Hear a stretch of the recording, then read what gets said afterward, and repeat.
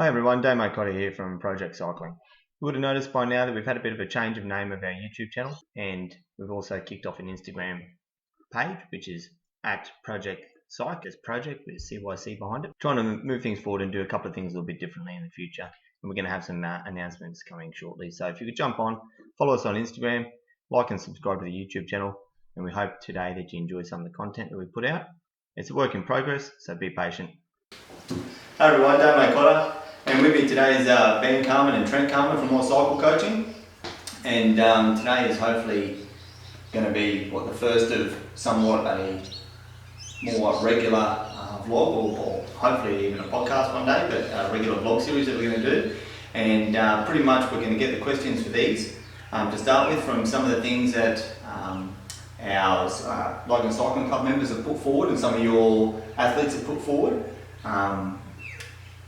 as topics that we can have a bit of a look at and have a bit of a discussion about, just a bit of an informal discussion about them, and hopefully clarify some of the questions that people have and provide a bit of light on those.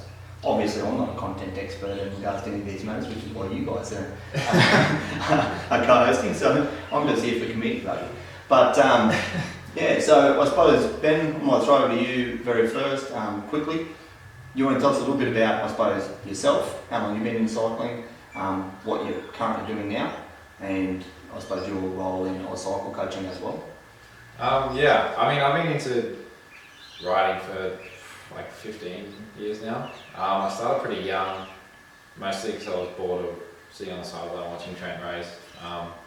So because he was into it well before I was. And yeah, I sort of progressed through the junior ranks and then ended up getting a spot on the team over in Europe and spent last 6 years racing there, and now back doing the NRS. Yeah, and I suppose quickly to touch on that NRS and that transition from club racing through to, I suppose, elite racing, predominantly in Queensland, and then extending into NRS and overseas into Pro Continental team. One of the things we spoke about when we started snowballing and ideas about doing a regular vlog was that gap in Australia. We think there's a bit of a gap in highlighting the pathways for junior riders to progress to the NRS and beyond. So can you want to just give us a real brief rundown on what your experience has been with that? Yeah, like getting into the NRS isn't that hard. Relatively. Talk it up, mate. No, like in terms of like if you've got the power and the ability, there's a lot of pathways to get there, and most states have a sort of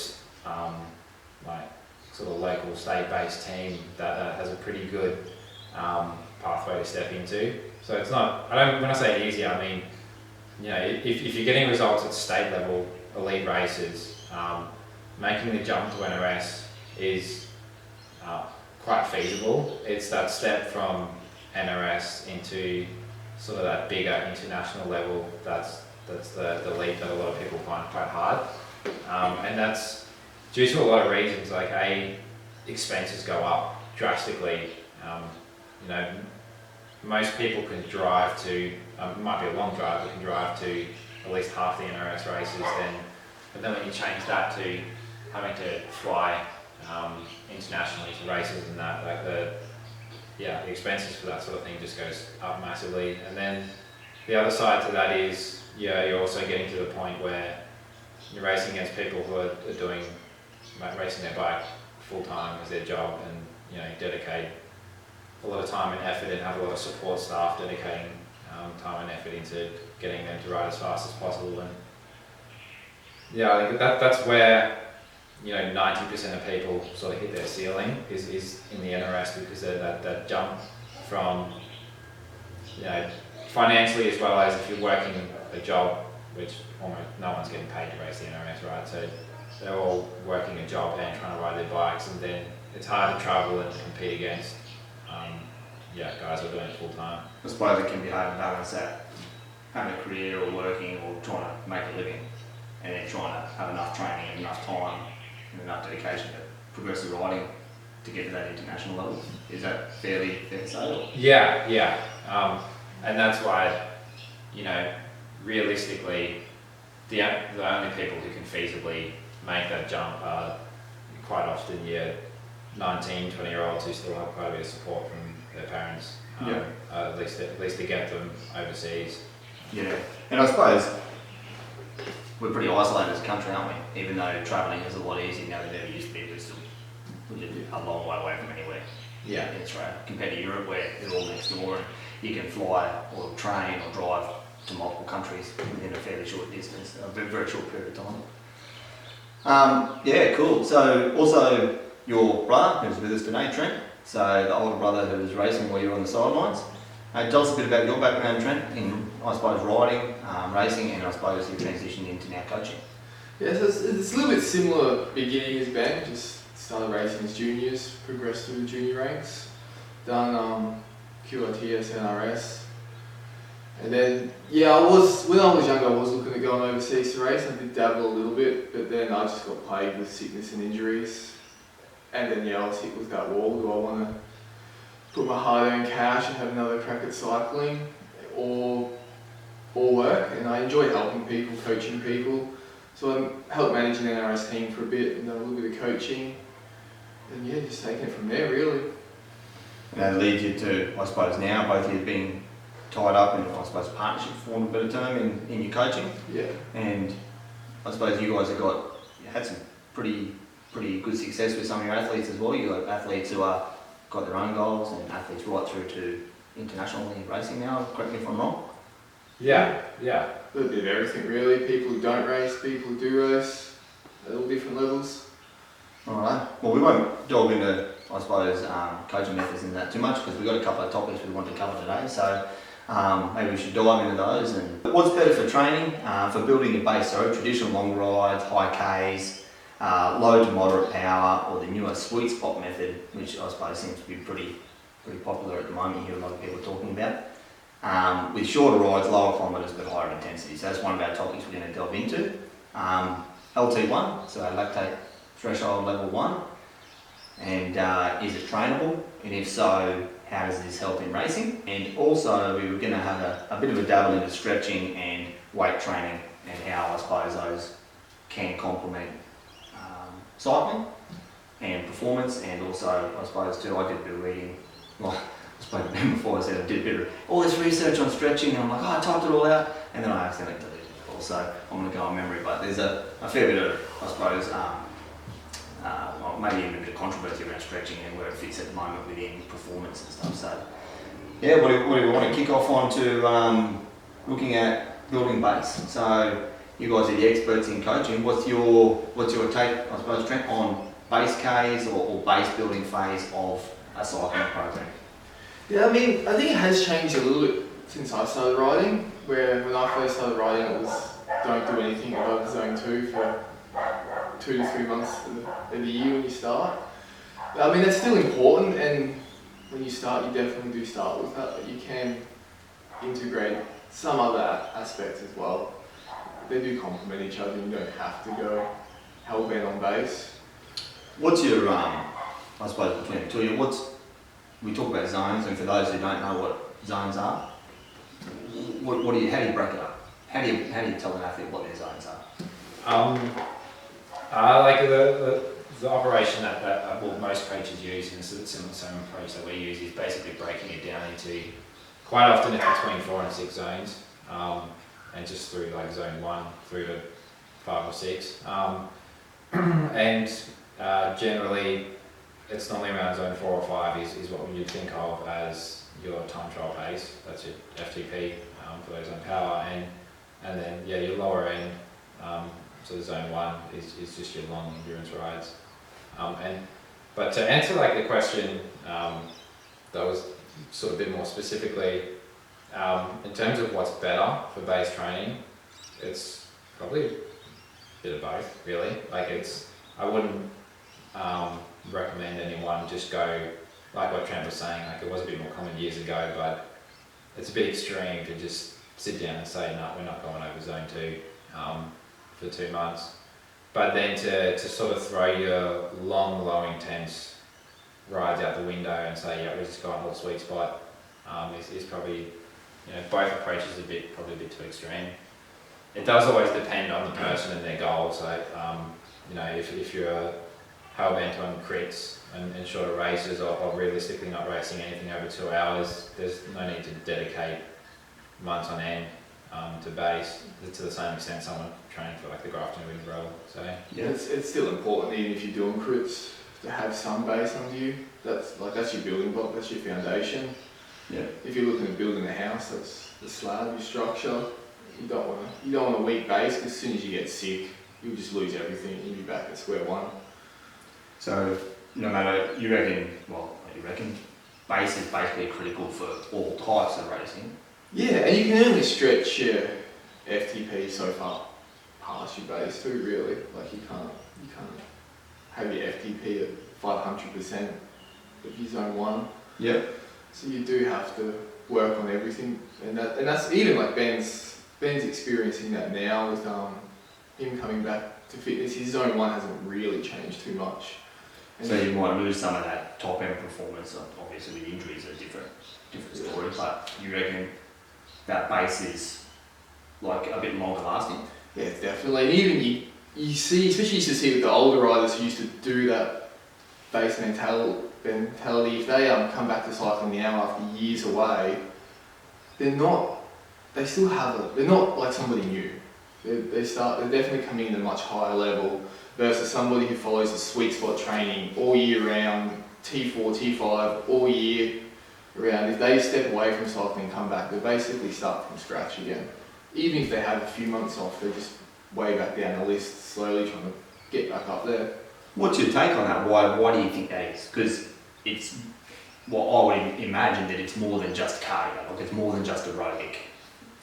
That base, like surely it's also tied with your muscular, adaptations and things like that as well. Would that be correct in saying, or?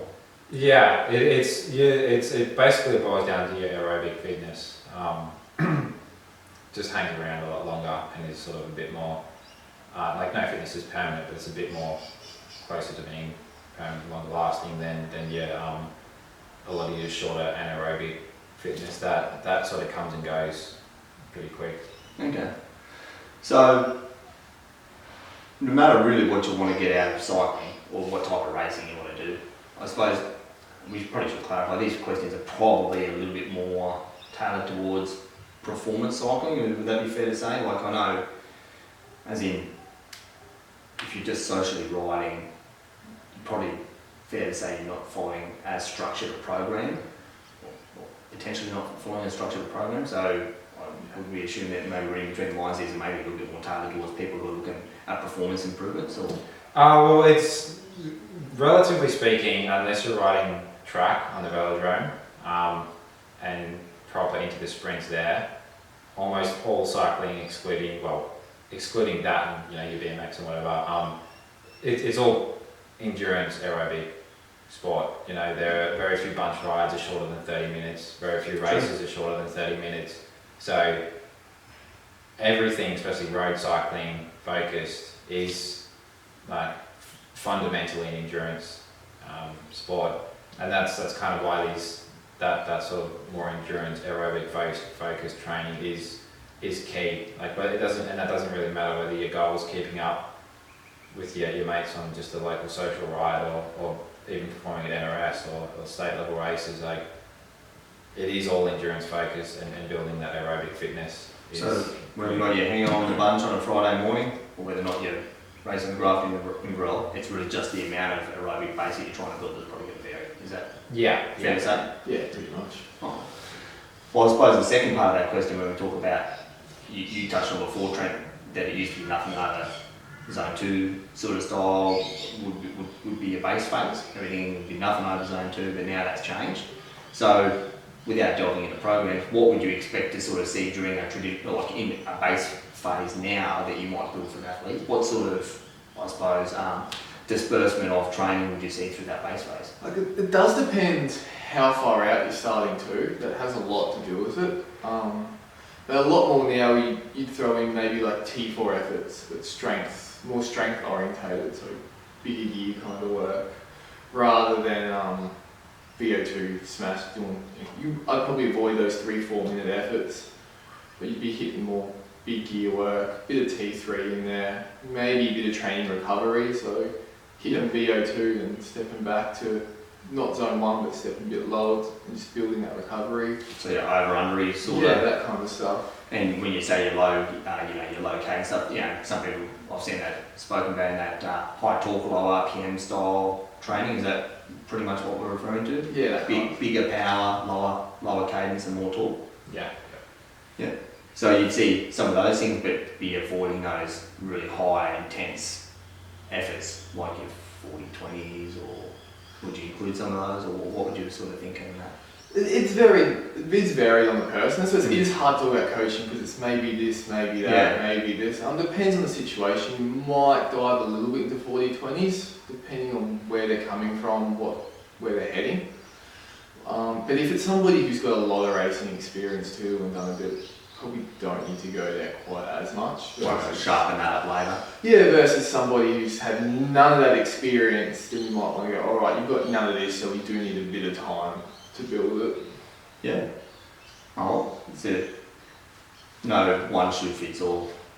Yeah, I mean that's what, like when it does boil down to coaching programs, it is all very sort of tailor-made to suit the person, because I mean that's the reason why there aren't that many effective sort of one fits all training programs. Like even if you're going up to the level of like world tour riders, there's no just one program they all ride to.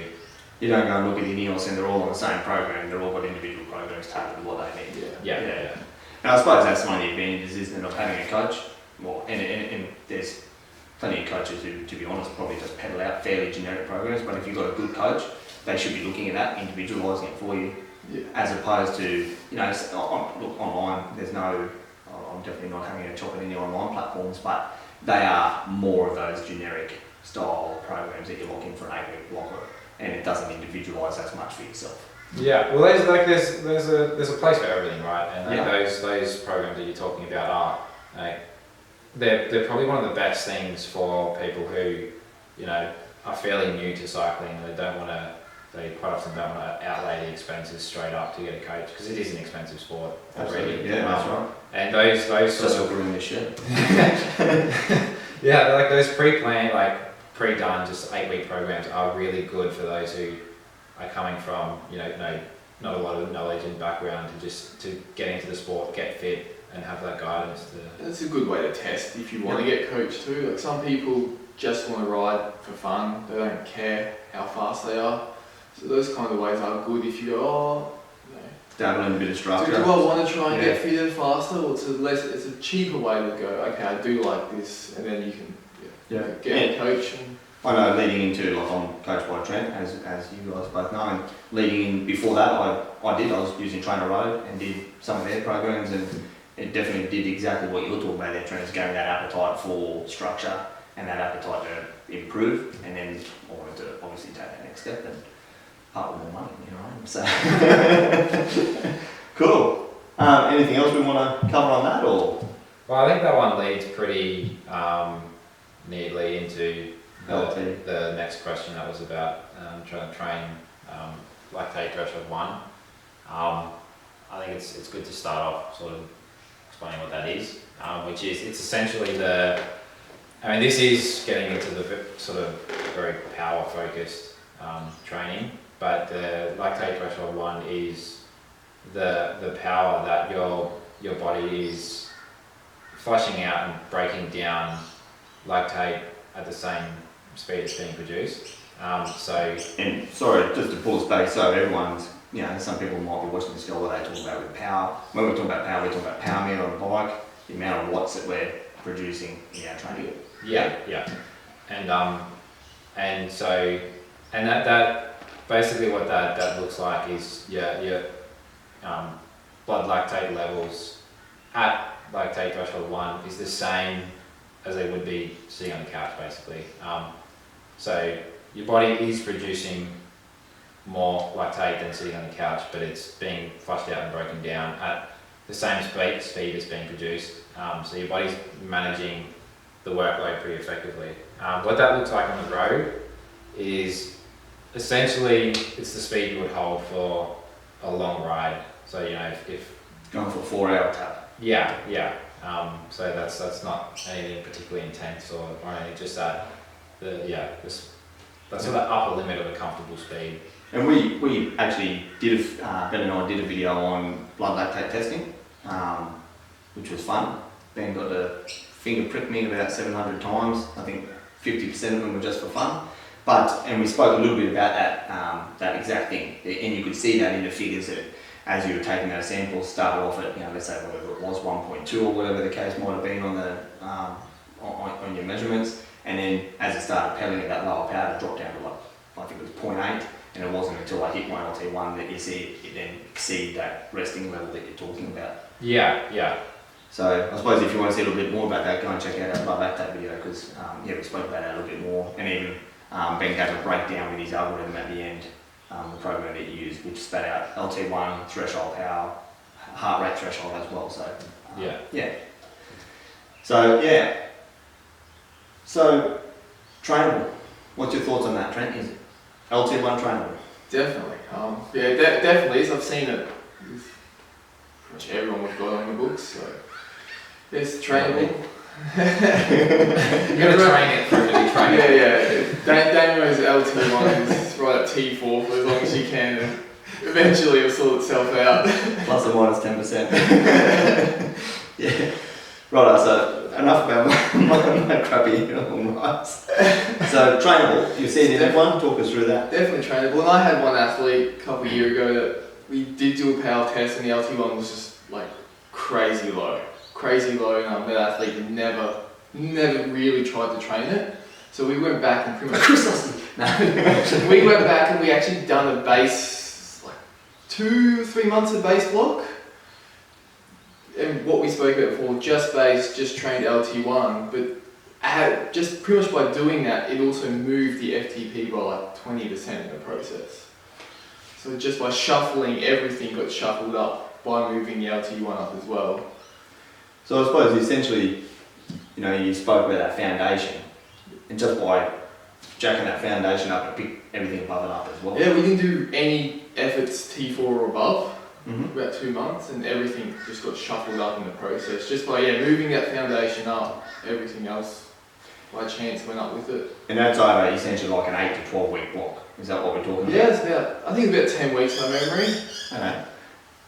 How's that? You say you see like a 20% increase in threshold power on the back of that LT1 training, or building that base. Yeah, it's fairly easy training too. Like there's a bit of duration there, but you're not really ever exerting yourself in T4 or above, so it's a good way to get a good gain that's long lasting as well. Okay. Did you see the same sort of, you said 20% at the top end, is that indicative of a 20% increase in that LT1 as well? With that athlete it was a significant lower, so I can't remember, 30 to 40% lower moved up. Right. And then a trade off further down the line. But regardless of those numbers, and that's obviously a fairly specific athlete who, like you said, didn't have a history of that base building, which is what you spoke about. People who have that long history tend to come back to it, or they hold that for longer. Everyone you pick up that you say you see it across the board, like with all your athletes, that you can train that LT1. That's not unique to that one person. No, you can definitely train it. That's just probably one of the most extreme ones that pop out into my head. Yeah, it is trainable, and keep in mind pretty much everything below your FTP is relying mostly on your aerobic energy system, and your energy systems don't operate they don't operate exclusively. So it's not like you're ever just relying on a single energy system compared to any others. So working on your low end aerobic work sort of naturally lifts everything with it, and that's quite common to see, is because it's pretty rare for people not on structured training to do a lot of quality low end training, and then that's step one for the most people who we put on a structured program. The most immediate gain, the first gain comes from that low end stuff, building that aerobic engine, but that also consequently naturally lifts everything else. Yep. Like we're talking about, then everything goes off that foundation. Yeah. But then the flip side is, because that sort of fitness is longer lasting, it then has the consequence of you can then work on the top end on top of that, and then the end result is everything's, after 3-4 months, everything's improved.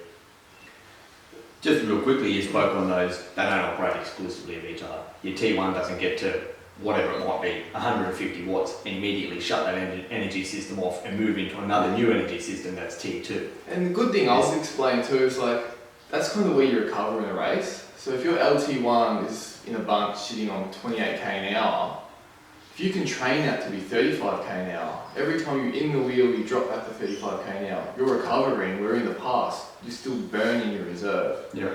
So that's a very big thing of trying to lift those lower zones up, because you want to be able to recover at a higher level in a race. You don't want to be flag down, off you go, and just burn, and hopefully you've got a couple of matches left in the sprint. You want to be in a race, be able to sit in wheels and recoup some energy after the hills, after the attacks. I suppose especially when we look at that lactate as well, like if you're building lactate sitting in a bunch, you're probably in trouble really, aren't you? Yeah. But if you're flushing lactate, or at least at the minimum not building it, you're going to be in a lot better position when it comes time to burn those 2 or 3 matches you might have.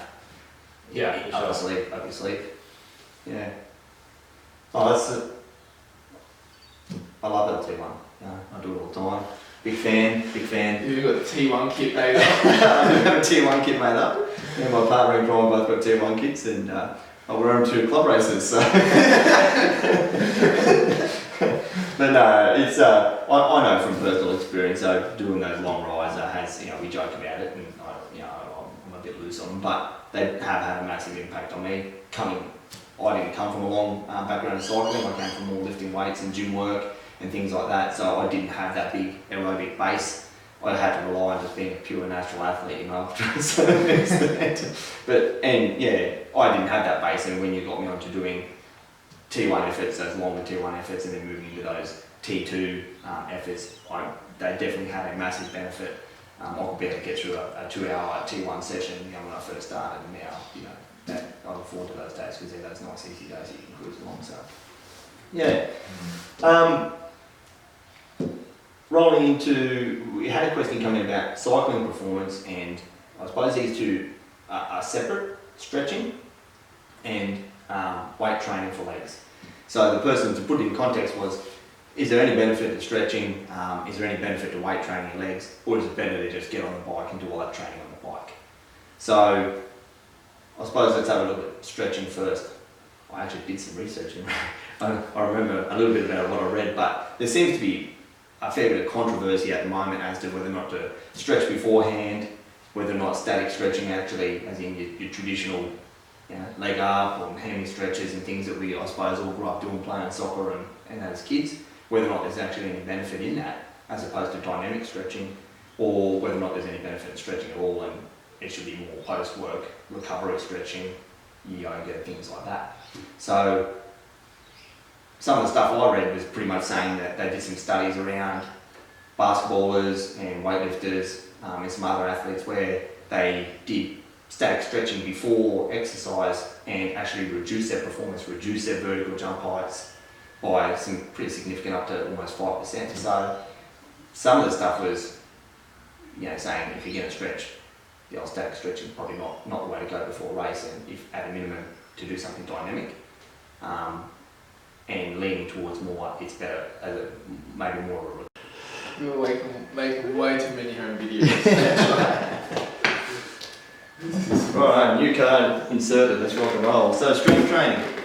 You're a fan of basically doing core work for a busy person's lifestyle, who's probably the main people that you're coaching. People who have got jobs, people who have got families, they don't want to invest another 3 or 4 hours a week into strength training and going to the gym. Yeah. So you like to incorporate that onto the bike through those strength sessions, those low RPM, high power sort of sessions, and then recommend something you can do at home, Pilates, yoga, core work that you can throw on YouTube, for example, and doing it on the I was going to sit on the kitchen floor, but that'd be weird. Do it on the lounge room floor or something like that. Yeah, I think that's because that is most people that probably listen to this. I mean, I don't think there'd be too many full-time athletes listening to this. How dare you? Listening to this, but I think that is probably one of the best ways to Yep. get a good bang for buck, like, and cost effective too, not paying for gym membership. You can even pay for a few yoga, Pilates, lessons, classes, Yep. and then take it home, and after you go a few times you should be able to take enough away from that. But there is a few good ones online that either offer subscriptions or free too, like good free ones, bicycles too. Yep. You're obviously into weight training. Ben, what's your thoughts on this? Yeah. I mean, I'm pretty big on upper body arm work, but like it does Just show muscles. Just the shirt makes them Pretty look small. The shirt makes them look smaller. Blurred slang. But no, like it does come back to that sort of the common answer to a lot of these questions is it depends on the person. If you're someone who is really trying to dedicate time aside, you're saying, look, I have goals of racing NRS and beyond that, and you're prepared to dedicate a good 30 hours a week to cycling and improving, then like This is part of that. I'd Hitting the say- gym is going to be part of their program. yeah, this is a part of it, and but there's always keeping in mind that at the end of the day, like as coaches, we're trying to manage overall stress, and that's pretty key. The overall part in that, like what you're doing on the bike is only one part of that larger equation, and work, family life, and your gym work, and riding your bike, all everything, including how much you're sleeping, all coming to that equation, and most people don't have the time to add strength work on top of that. Well, you're working 40 plus hours a week. Let's say you're doing 10 hours of cycling and you're trying to get 8 hours sleep a day. It doesn't leave much time, does it? It doesn't leave a lot of free available time to go in gyms and gym working. And it is good to do some strength and conditioning because cycling is low impact. Yep. So your body does need, especially if you've got a desk job, your body does need to do something. And that's why I am a fan of that yoga Pilates, because you can get a bit out of that, hit the whole body, good workout. But it's also worth noting that gym work is, if you start it, it's like one step forward, one step back, 3 steps forward. So you can have a short-term negative response before a very good long-term response. So don't start it just before a big race. Yeah. Start it in that base block. Don't be 2 weeks out from your main event you've been training all year for and go hit the gym hard. Because you can go backwards a little bit. And you're going to get that muscle soreness and everything, like especially if you're new to going and lifting weights and you go and start doing some squats or doing some deadlifts or some other leg work. Someone who's been in the gym quite a bit throughout my life, there's times that you can barely walk, 2 days after doing a good leg session or whatever. So if you get in there and you might be a little bit over enthusiastic a couple of weeks out from racing, it's going to have a massive effect on your bike. And people without guidance, you do hear that sometimes. They listen to a podcast and go, strength work will improve me. I'm panicking, I'm a month out from my race. What am I going to do? I'm going to do strength work. It's like, wait till after your race and then start for that next race. And on the flip side to that too, I was speaking to somebody the other day who likewise has done a lot of cycling and comes from a strength training background, and then when they moved into cycling, did strength work as part of their routine, and believes that now they've lost some of that high-end ability to just punch out bigger power. And whether or not that's part of an overall change in their cycling, I don't know. You have to really delve into the weeds on that. But in the conversation, I said for myself, I quite like the strength work, not so much for the fact of lifting heavy weights or whatever, but to tie in with that stretching and that yoga and those things. I feel like if I'm doing squats or deadlifts or whatever, I can feel it realigning parts of my body. Like I feel like my pelvic alignment gets back into where it should be. I feel like, I get a lot of benefits around my hip flexors and my abductors and things like that, which helps me with that flexibility and helps me with some of those back pains and that, which I can't experience otherwise. And that's all good stuff to do, like squats, deadlifts, using a resistance band. You can do that from home. Do it with body weight if you've never done it before. Pretty cost effective too. Like you don't have to go to a gym if you like time poor or you don't quite have the funds. Trying to stretch your money, buy race wheels, pay for this, pay for that. Yeah. Resistance bands, a few small weights. You can do a lot of things from home pretty cheaply. If you've got a kid, just grab your kid, throw it on your shoulders, squat away. Yeah, and and it is like that. Don't drop the kid. Yeah. Well, it depends what kind of kid it is. I've got four, I've got one I can afford to drop. But no, like it does really depend on the person. Like I am an advocate of doing something.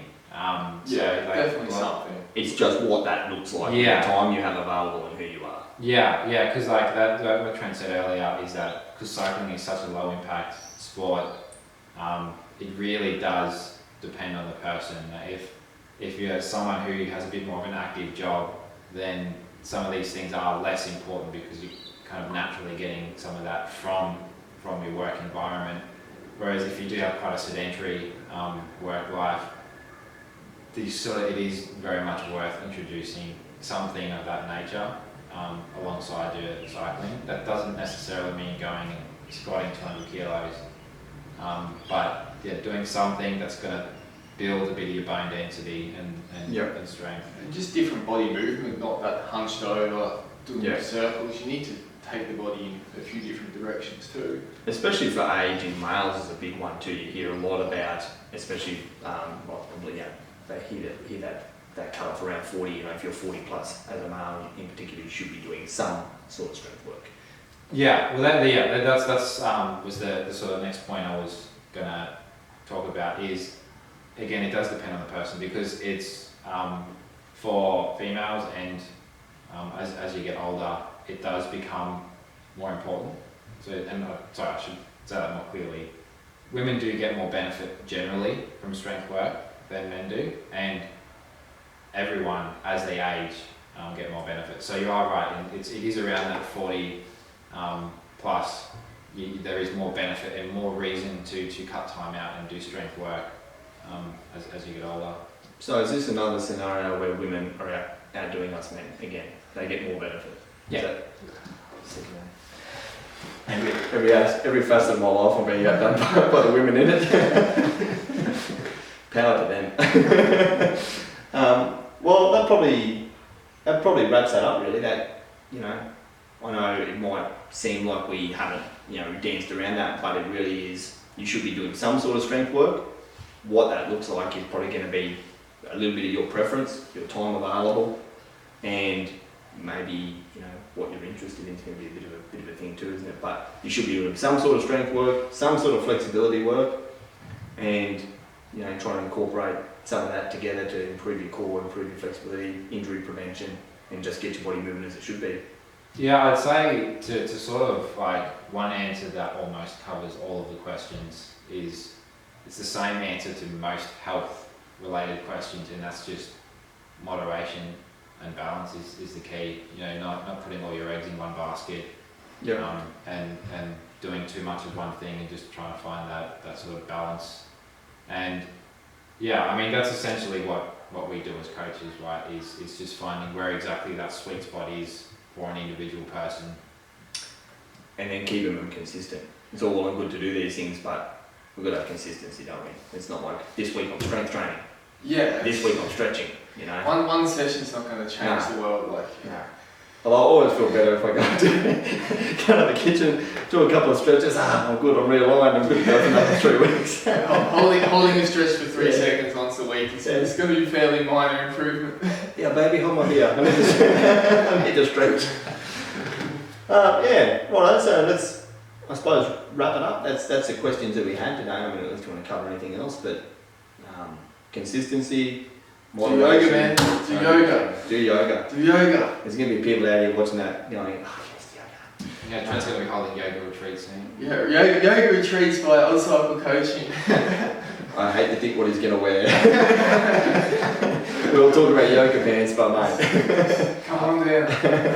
I'm worried that you think he's going to be wearing it. Pants.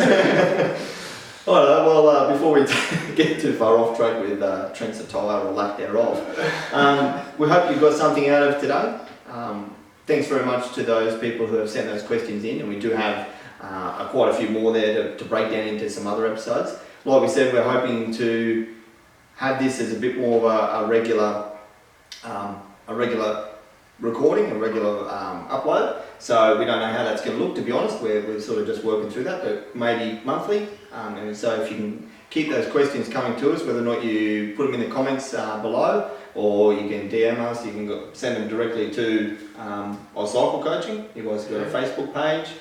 Yeah. Facebook, Instagram, website. Yep. Is it just hashtag our cycle coaching? Yeah, just add our cycle coaching. Yep. Or you can send them to Ben Carmen. You're on Instagram as well. Get a hold of you there. Same as yourself, Trent. Yeah, and our website has a link to both our Instagram pages too, if you want cyclecoaching.com.au. Yep. Or you can send them direct to me, so find me on Instagram, Damo Cotter, and send them there, and we'll try to get to as many as we can. And like we said, we'll try to keep you updated. We're going to have a couple of changes, and we've probably got a little bit of a theme or a vision that we're going to work on that hopefully we can keep you all updated about. So if you want to keep informed, subscribe to the channel.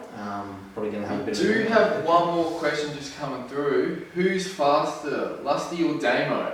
Oh, mate, we can wrap that up very rapidly. And we all know that Chris Lusty is not listening this far into the podcast. You should have been covered in the first 30 seconds. What? Lusty or Damo? That's from Pops, that was from? From Pops. From Pops, Lusty or Damo? Look, I've got a vested interest in this answer, so... but I do drop him every day of the week. On those T1 rides too. Yeah. I think last year one we picked up a couple of KOMs. Nah, he's good value, but he likes to put himself into a zone that not many people go to and stay there for a bit. So I like riding with him, but yeah, he slows me down routinely. Yeah, that's it. We'll wrap it up there. So thanks very much, and we'll chat to you next time. All right.